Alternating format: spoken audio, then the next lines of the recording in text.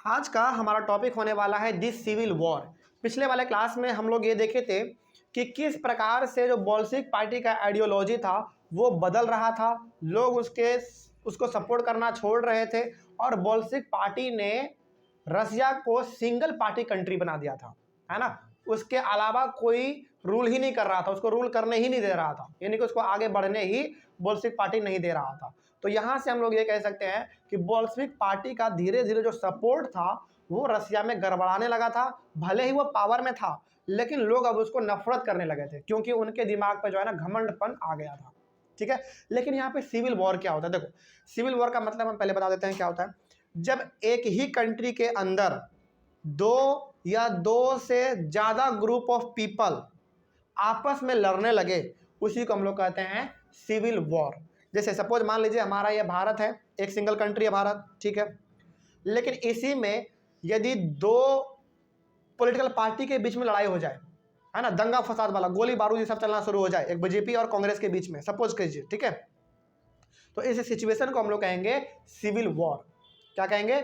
Civil war कहेंगे। तो civil war का सीधा सा मतलब होता है जब एक कंट्री के अंदर दो या दो से ज़्यादा अलग अलग पॉलिटिकल पार्टी या फिर दो या दो से ज़्यादा अलग प्रकार के रिलीजन के लोग आपस में लड़ना शुरू कर दे। और लड़ने का मतलब केवल बात बोली नहीं, गोली बारूद फायरिंग वायरिंग सब, उसको हम लोग कहते हैं सिविल वॉर। कोई डाउट नहीं इसमें? चले।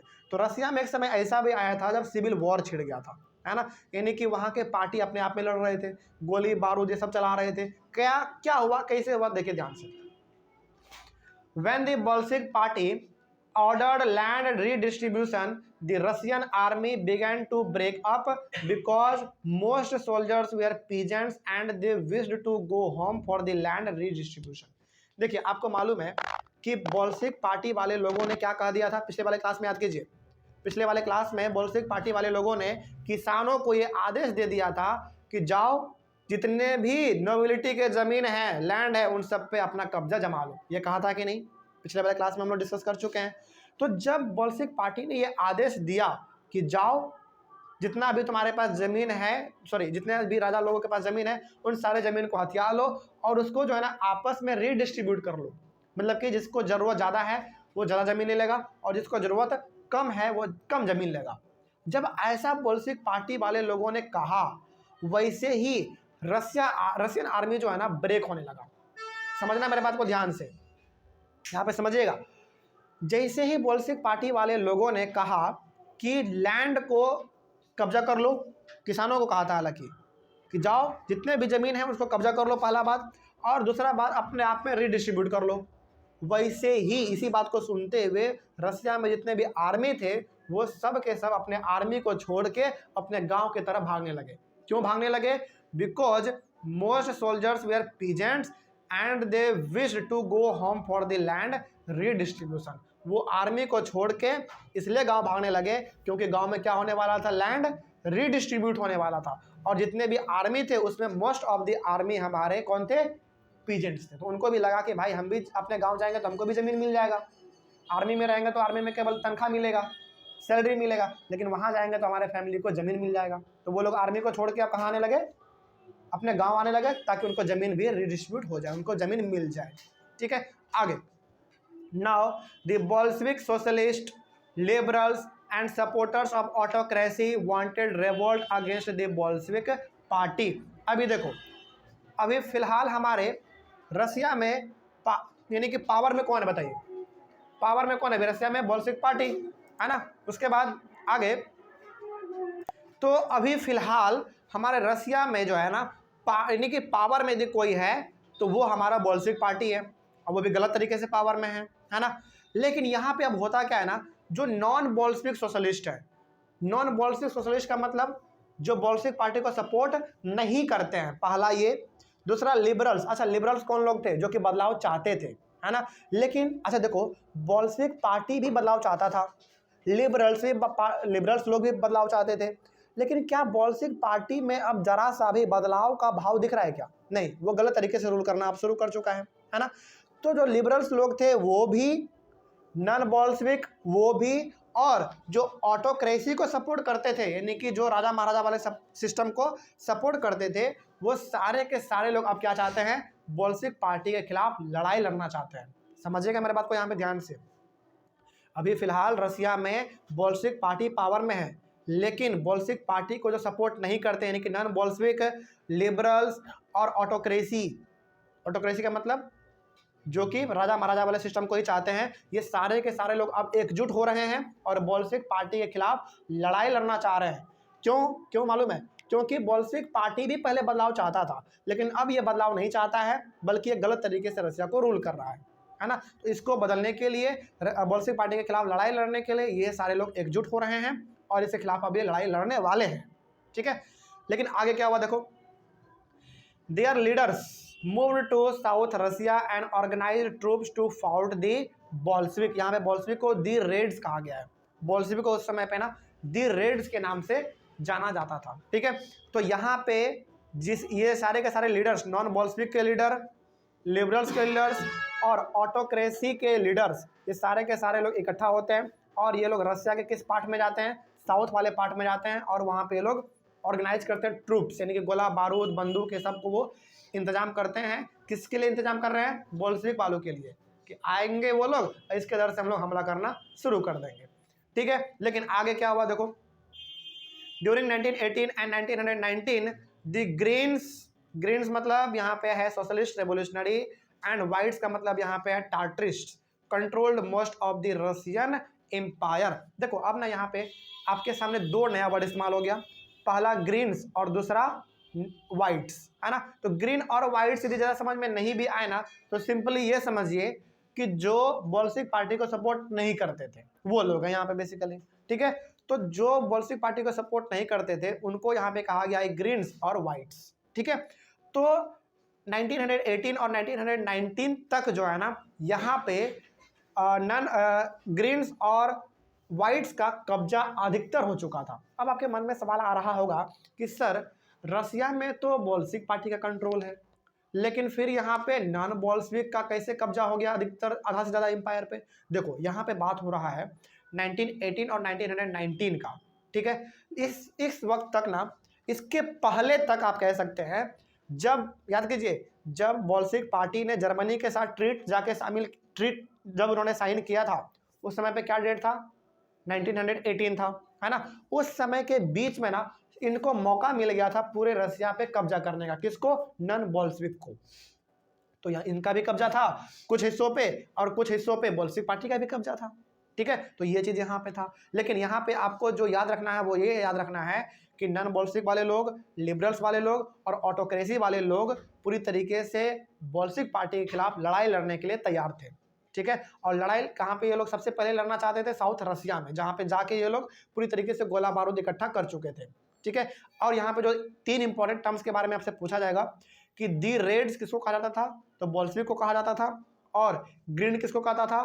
कि ग्रीन किसके लिए था? सोशलिस्ट रेवोल्यूशनरीज के लिए था। वाइट्स किसके लिए था? टार्टरिस्ट के लिए था। नहीं समझ में आ रहा है? टार्टरिस्ट क्या था? सोशलिस्ट रेवोल्यूशनरी कौन लोग थे? तो सिंपली समझ लो जो कि बोल्शेविक पार्टी को फॉलो नहीं करते थे, सिंपल सी बात, ठीक है, जो कि नॉन बोल्शेविक थे।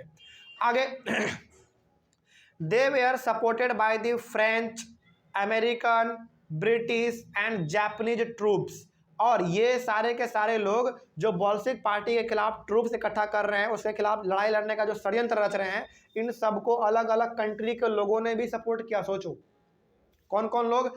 फ्रेंच वाले लोगों ने सपोर्ट किया, अमेरिका वाले लोगों ने सपोर्ट किया, ब्रिटिश वालों ने, जापानीज वालों ने, इन सारे के सारे लोगों ने इन सबको सपोर्ट किया कि हाँ हम आपको सपोर्ट करते हैं, आप बोल्शेविक पार्टी के खिलाफ लड़ाई लड़ना शुरू करो, ठीक है। अच्छा, इसमें कोई हमको बता सकता है कि ये लोग जो है बोल्शेविक पार्टी के खिलाफ जो लड़ाई लड़ना चाहता है, ये अलग अलग कंट्री के लोग इसको क्यों सपोर्ट कर रहे हैं? कोई बता सकता है?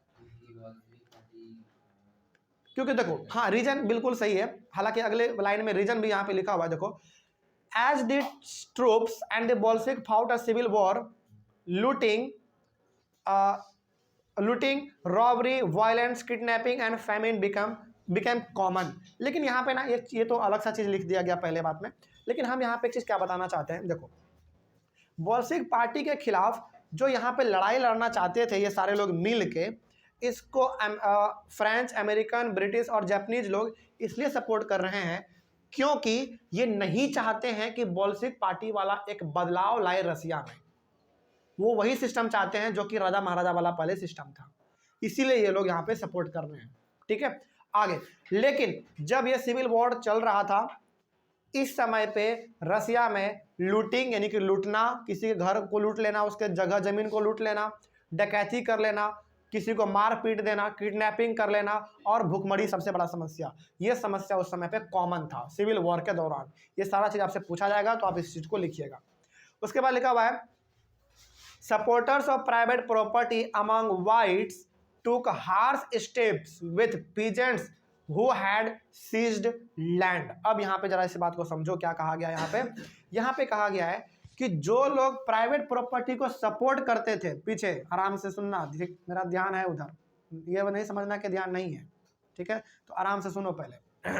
इसमें कहा गया है कि जो लोग प्राइवेट प्रॉपर्टी के सपोर्ट में थे, अच्छा यहाँ पे तो बोल्शेविक पार्टी तो बिल्कुल प्राइवेट प्रॉपर्टी के अगेंस्ट थे, है ना, लेकिन जो प्राइवेट प्रॉपर्टी के सपोर्ट में थे यानी कि नॉन बोल्शेविक, वो लोग जो मतलब जो पीजेंट्स, जो किसान लोग उसके जमीन को हथिया लिए थे। याद कीजिए बोल्शेविक पार्टी वालों ने क्या कहा था कि जो भी जगह जमीन इनके पास ज़्यादा है उनको हथिया लो, कब्जे में ले लो।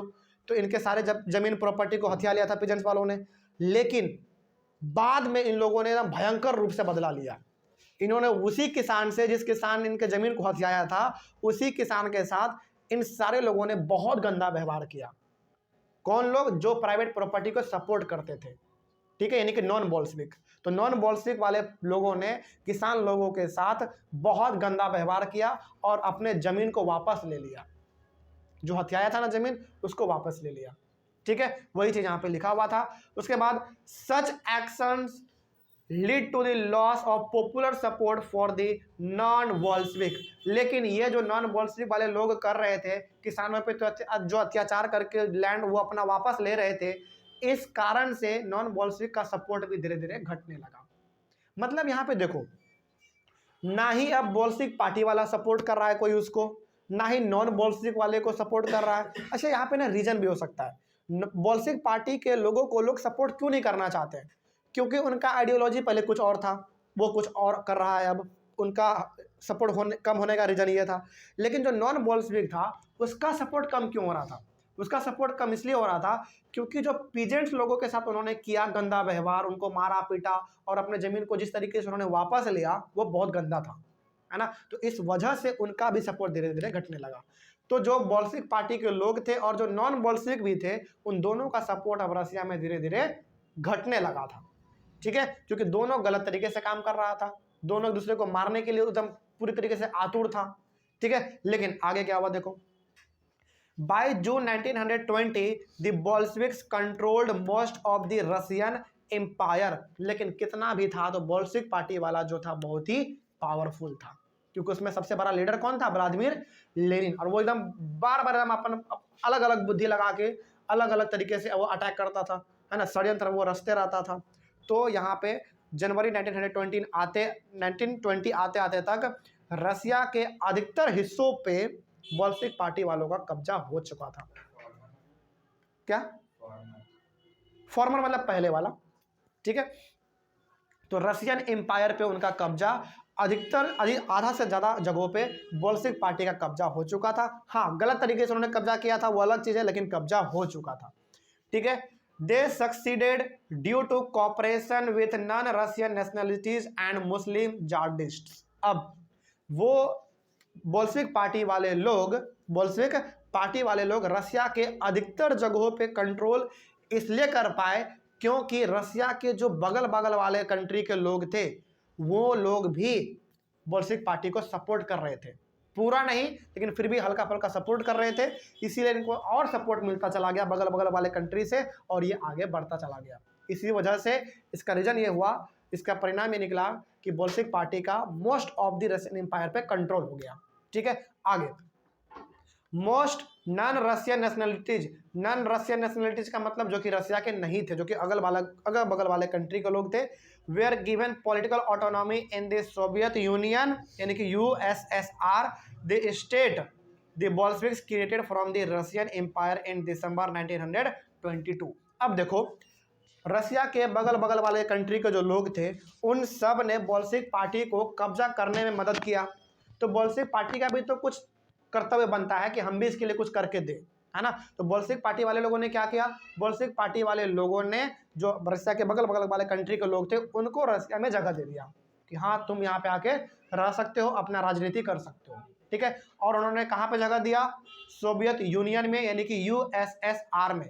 और यूएसएसआर बोल्शेविक पार्टी का क्रिएट किया हुआ वो जगह था जहाँ पे कि पूरी तरीके से कंट्रोल किसका चलता था, बोल्शेविक पार्टी का चलता था। इस बात को याद रखिए कि ये जो यूएसएसआर है ये रसिया के अंदर वो जगह है जिस जगह को बोल्शेविक पार्टी वालों ने अपने से बनाया था और उस जगह को किसको दे दिया, बगल वाले जो नॉन रशियन नेशनलिटीज थे, जो लोग थे जो कि रसिया के नहीं थे, बगल वाले कंट्री के लोग थे, उनको दे दिया कि तुम लोग रसिया में आके रह सकते हो और अपना गवर्नमेंट यहाँ पे अपना तुम अलग चला सकते हो। क्योंकि उन्होंने सपोर्ट किया था, उन्होंने सपोर्ट किया था रसिया के, अपने ही रसिया के अंदर कब्जा करने के लिए बगल वाले कंट्री ने सपोर्ट किया था। तो वहाँ के लोगों को उन्होंने परमिशन दे दिया कि तुम भी रसिया में आओ, अपना गवर्नमेंट यहाँ पे बनाओ, अपना अलग से राज करो। लेकिन याद रखिएगा उनको जगह कहाँ पे मिला था, यूएसएसआर में मिला था, ठीक है। चलिए, तो ये वाला टॉपिक हमारा यहीं पे खत्म होता है। अगले वाले क्लास में हमारा टॉपिक होगा making of a socialist society. Thank you very much and have a nice day.